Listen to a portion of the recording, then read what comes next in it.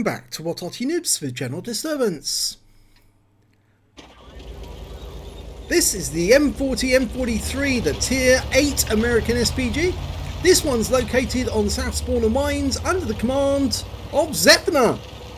Well, battle started rather quickly and he's moving into a firing position. Now, just recently I actually used this very position to fight a battle where there was 3 Arty on my team at Tier 10. And unfortunately I got wiped out very quickly because there was no place for me to really move to avoid counter battery, and the enemy Arty managed to get the entire all 3 of us in that game. Well, he's going for a batch at 12 ton, rounds out, and well, it was very close, but it hit the wall next to the Batchat and stripped away all his hit points, and that makes him a one shot. More than likely he's going to go up to the cliff edge now to try and find out where we are and try and shoot at us if he can. Reload time for this Arty is 38.81 seconds under Zefnar's command. Now it's based on the M4, slightly lengthened M4, and there's a Barask sitting at the cliff edge. He's been spotted. I think he knew that he was being spotted, but he just thought, I'll spot there for a second. Oh, well, 163 hit points to splash, but the shell didn't go where it was intended to go. And if it had, actually, that Barask would not be alive yet in the game. In fact, neither would the Batchat 12 ton for that matter, because the shell veered to the left and the Batchat would have been completely wiped out had the shell gone straight and true.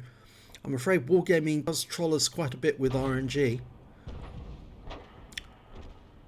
Now, they made the M40 M43 as a way of actually using the M4 hull, because the previous Arty, which was the M12, was using the M3 hull, and they only made 100 of those. Fires around it, and this time again he's being trolled by RNG. That shell never went anywhere near the Progetto. I mean, that is the most awful RNG I've seen. It went very close, right to the edge of the reticule, and landed in the rocks well away from the target. He wasn't even stunned.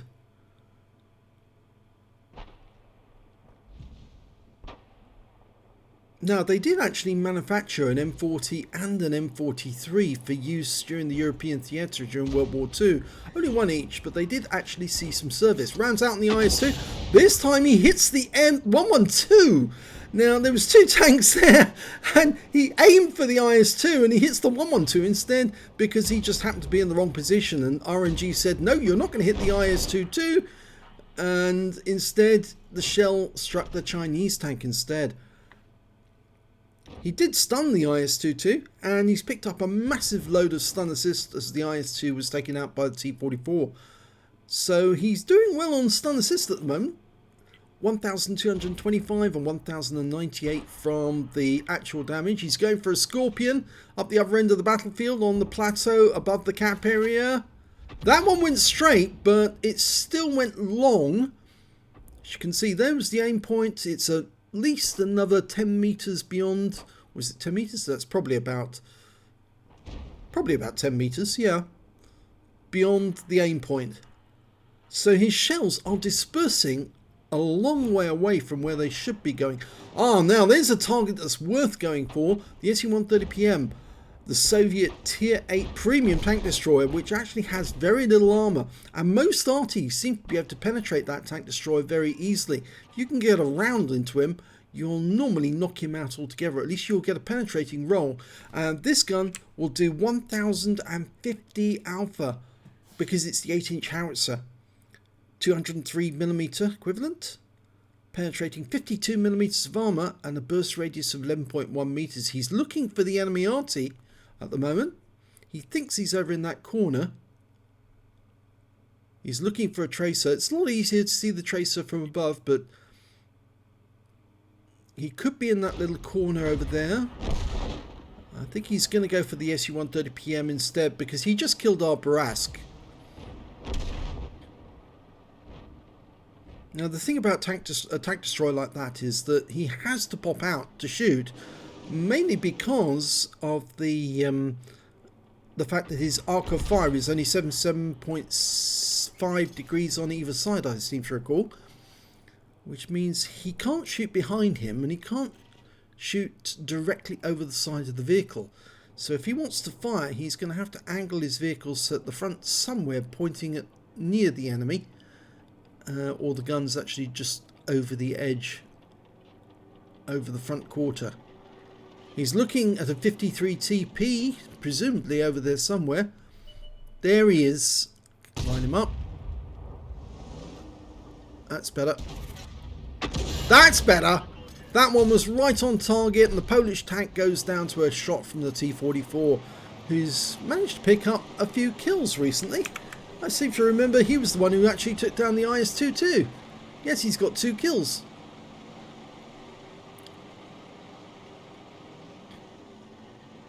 Now, a funny fact you might not know, if you may know, if you've actually visited the Tank Museum, they actually don't have any artillery at the Tank Museum except for the wrecked hull of an M40 artillery.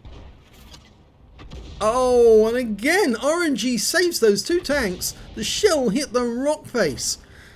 If you go around the back of the Tank Museum, there is actually a place where you can actually find a Churchill gun carriage, the Churchill gun carrier, I should say, the tank destroyer. There's also, I think, if I remember correctly, the wreck of a Cromwell, and there's also the M40. It's in a fairly dilapidated state, but I actually asked the Tank Museum once why they don't have any SPGs there. And the reason is that they said that, well, no, those are held by the Artillery Museum, and this is the Tank Museum. There's a bit of inter-service rivalry, I'm afraid, between the two, and so they don't like to have artillery in the Tank Museum, and the Artillery Museum doesn't like to have tanks.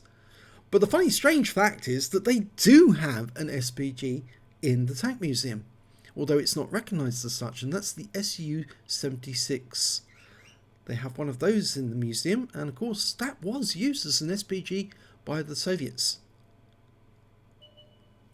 Okay, Su-130PM has moved. He's now on the island to the west, and he's ignoring that because he's going after the 112 because he's low on hit points. He just knocked down that building, which is a very bad mistake, and he's fired the round in, and he gets a blind kill on the 112. Well done.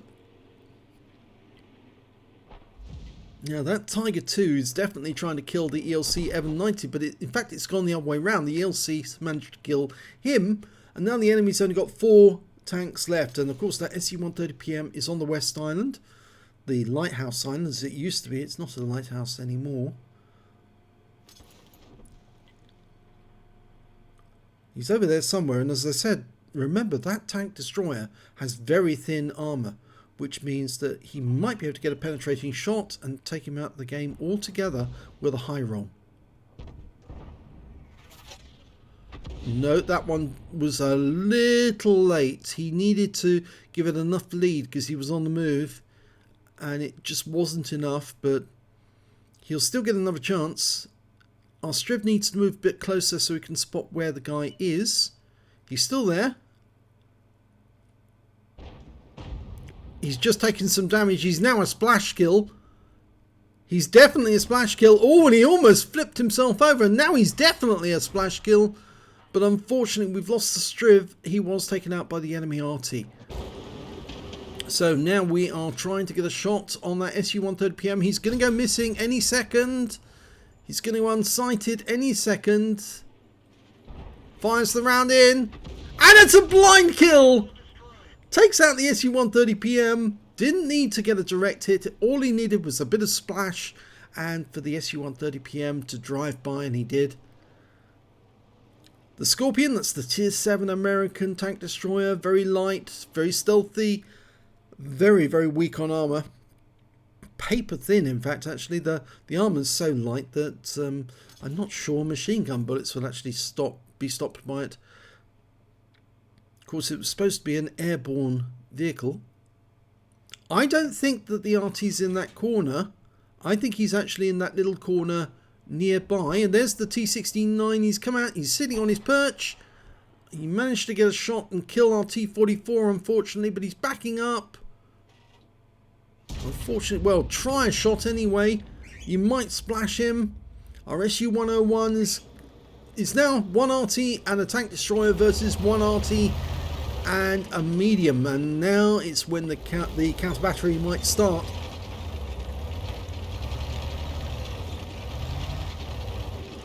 If the enemy's going to counter battery, now would be the opportunity for him to do so. He hasn't done so up until now, though.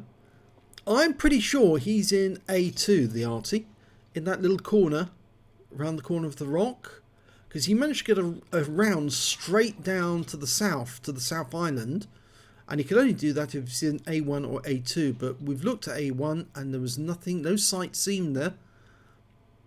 He's loaded, he's ready. The SU-101's going to go into the hill and try and find the T-69. If he sees him, we need to get a shot on him. So we need to look ahead of where the SU-101's going to see.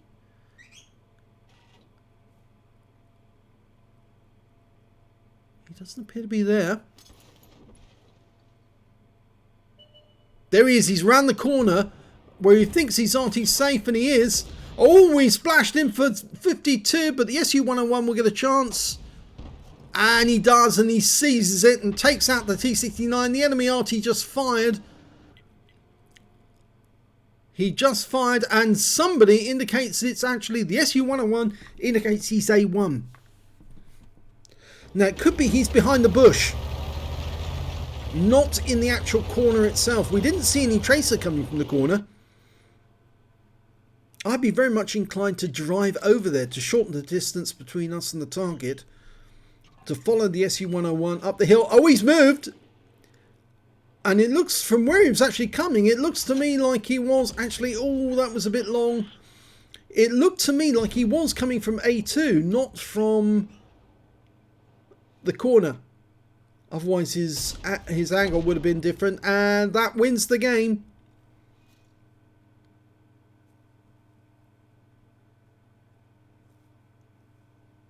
So let's have a look at the end of battle results for Zefnar.